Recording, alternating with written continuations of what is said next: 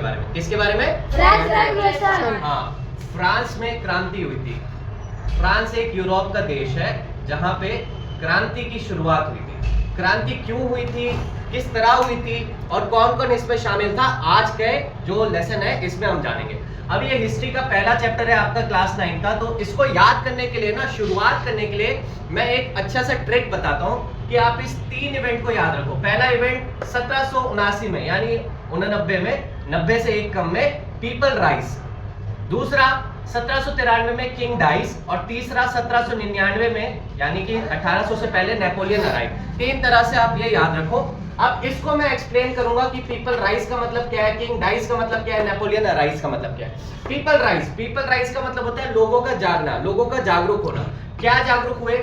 जो फ्रांस का स्टेट था वो 3 लोगों में डिवाइडेड था। कौन से 3 लोग? इधर देखो, ये 3 ग्रुप थे फ्रांस में। पहला ग्रुप था फर्स्ट स्टेट, जिसमें कैलगरी लोग आते थे।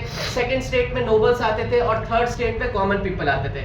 जितने भी ज्यादा पादरी वगैरह होते थे, ऑफिशियल लोग होते थे, चर्च के लोग होते थे, वो फर्स्ट स्टेट में आते थे। जितने भी किंग, अमीर आदमी होते थे, वो सेकंड स्टेट में आते थे। और जितने भी कॉमन किसान, मोची, धोबी, छोटे काम करने वाले सारे कॉमन पीपल थर्ड स्टेट पे आते थे। अब दिक्कत ये होती थी कि पहले 2 स्टेट को टैक्स नहीं देना पड़ता था, तीसरे टैक्स देते थे।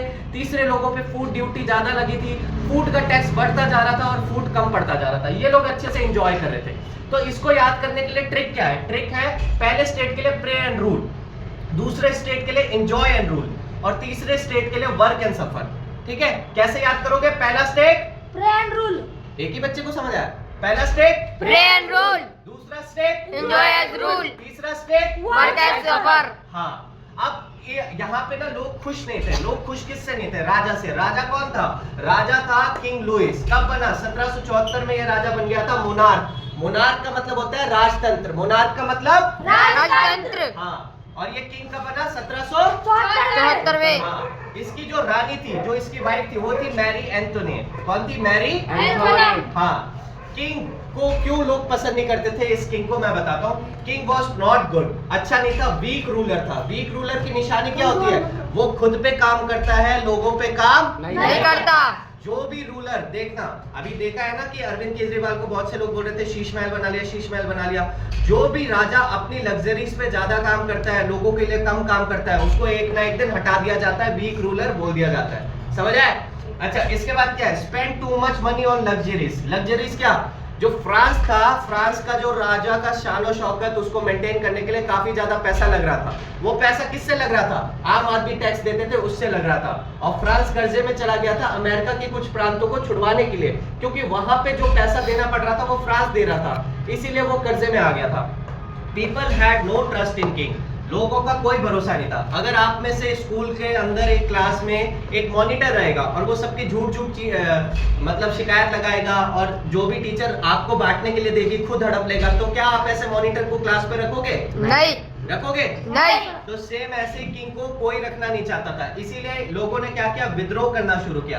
अब जो पहला पॉइंट था पीपल राइज, वो विद्रोह का पॉइंट था। क्या था? People rise. हाँ, अब विद्रोह शुरू हुआ कब? 20 जून 1789 में। ठीक है, 1789 में द टेनिस कोर्ट ओथ। आमतौर पे लोग क्या करते हैं? ओथ लेने के लिए एक जगह रुकते हैं, एक जगह आते हैं, लेकिन लोग इतना खप गए थे कि उन्होंने खुद को नेशनल असेंबली डिक्लेयर कर दिया था, थर्ड स्टेट वालों ने। ठीक है, और उसके बाद उन्होंने टेनिस कोर्ट में जाके शपथ ली, we will not leave until we get constitution. क्या? कॉन्स्टिट्यूशन। कॉन्स्टिट्यूशन यानी संविधान। कॉन्स्टिट्यूशन यानी संविधान। ठीक है, फिर स्टॉर्मिंग द बैसिल। बैसिल का एक किला था, मान लो लाल किला आपने देखा है? किस किसने देखा? हाथ खड़े करो। सबने देखा है ना? लाल किला जैसा ही एक बैसिल का किला था। बैसिल के किले में प्रिजनर्स को रखा जाता था, और यहाँ पे फ्रांस के लोगों के जो गोला बारूद, बम, हथियार, वो सब रखे जाते थे। अचानक से लोगों ने क्या किया कि इस किले पे हमला कर दिया। क्यों हमला कर दिया? किसी ने ये अफवाह उड़ा दी थी कि बहुत सारे लोगों को बुलाया है राजा ने, और वो आम लोगों पे हत्या करने वाले हैं, अपराध करने वाले, मारने वाले। तो सारे लोगों ने इकट्ठा हुए और पूरा किले पे चढ़ाई कर दिया, और किला पूरा तहस नहस कर दिया। जो भी यहाँ पे कैदी थे उनको भी भगा दिया, उनको भी भगा दिया। ठीक है, इसके बाद क्या हुआ? बैसिल का किला नष्ट हो गया। बैसिल का किला किस चीज की निशानी था? वो निशानी था रूल की। किसकी? रूल की। कि इससे रूल किया जा रहा है, इसलिए लोगों के मन में इस किले के लिए गुस्सा ज्यादा था, इसलिए इस किले को निशाना बनाया गया। डिक्लेरेशन ऑफ द राइट 26 अगस्त 1789 में सारा डिक्लेरेशन ऑफ राइट हुआ। राइट में क्या बताया गया कि आदमियों को राइट दिए जाएंगे, जो भी उनका वोट देने का बाकी चीजों का होगा। लुईस 16 और क्वीन को एग्जीक्यूट कर दिया गया। गिलोटिनी एक तरह का मशीन होता है जिसके अंदर आपने देखा होगा जैसे बहुत बड़ा एक मशीन है, इतना बड़ा, ठीक है, उसके अंदर में एक तिरछा ब्लेड लगा हुआ है। अब यहाँ पे एक सर डालने की जगह जैसे ऐसे मैं सर डालूंगा और वो ब्लेड पीछे से छोड़ दिया जाएगा और वो छोड़ा जाएगा तो यहाँ पे लगेगा और यहाँ गर्दन कट के आगे गिर जाएगी, गर्दन कट के आगे गिर जाएगा। हाँ, तो इस तरह से क्वीन और रानी दोनों को मार दिया, किंग और क्वीन दोनों को मार दिया, ठीक है। अब आया एक और नया रूलर। नए रूलर का नाम था नेपोलियन बोनापार्ट। क्या नाम था? Napoleon Bonaparte. हाँ, ये आया 99 में। समझ आया इतना? देखो, फ्रेंच रेवोल्यूशन होने के 3 कारण थे। मेन 3 कारण बता रहा हूँ, कारण बहुत सारे थे। मेन हाँ, पहला था पॉलिटिकल रीजन। राजनीतिक तौर पे ये रेवोल्यूशन, ये क्रांति क्यों हुई? पहला तो किंग बहुत वीक था। जिस देश में राजा वीक हो और प्रजा को राजा पे विश्वास ना हो, वहां पे क्रांति होके ही रहेगी, ठीक है। उसके बाद फ्रांस के इस क्रांति के वजह से अमेरिका में, इंडिया में क्रांति होना शुरू हुई, ठीक है। Conflict with third state. जब एक मीटिंग बुलाई गई थी तो उसमें फर्स्ट स्टेट और सेकंड स्टेट को बुलाया गया था, थर्ड स्टेट को भी बुलाया गया था, इनको खड़े रखा था, बैठने नहीं दिया था, और तब से थर्ड स्टेट वाले राजा के विरुद्ध हो गए, राजा के विरुद्ध हो गए। तो ये पॉलिटिकल रीजन था। दूसरा सोशल रीजन। भाई कब तक कोई ये सह पाएगा कि उसको ग्रुप में बांटकर जिल्लत की जिंदगी देना। जैसे अगर मैं एक ग्रुप बना दूं कि ये मेरे बेस्ट स्टूडेंट है, ये मेरे सेकंड बेस्ट स्टूडेंट है और ये सबसे खराब स्टूडेंट है, हर बार गाली, थूक, सारा काम, सफाई, डस्टिंग, ये सब मैं इनसे कराऊं, ये कब तक सहेंगे? सहेंगे? तीनों स्टूडेंट को मैं ले जाऊं कॉफी पिलाने या रेस्टोरेंट में, 2 लोग कोई पे नहीं करेंगे, तीसरा बंदा ही पे करेगा, कितना खराब लगेगा। तो यही चीज हो रही थी थर्ड स्टेट के साथ। कोई राइट नहीं दिए थे, सारे टैक्स लिए जा रहे थे, ऊपर वाले दोनों मजे करते थे और नीचे वाले को सफर करना पड़ता था, नीचे वाले को सफर करना पड़ता था। हाँ, तो इसीलिए ये सोशल रीजन था, डिवीजन खत्म करने के लिए कि नो डिवीजन। इकोनॉमिकल रीजन, देखो भाई, high tax, high price, food shortage.